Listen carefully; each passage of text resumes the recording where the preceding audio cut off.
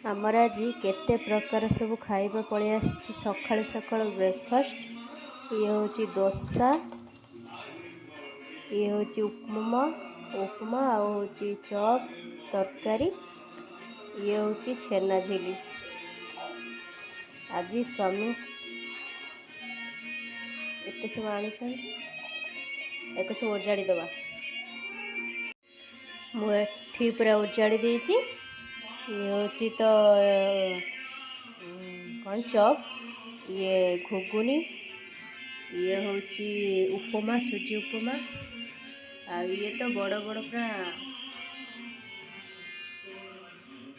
छेना झिली। एटा खोल दबा।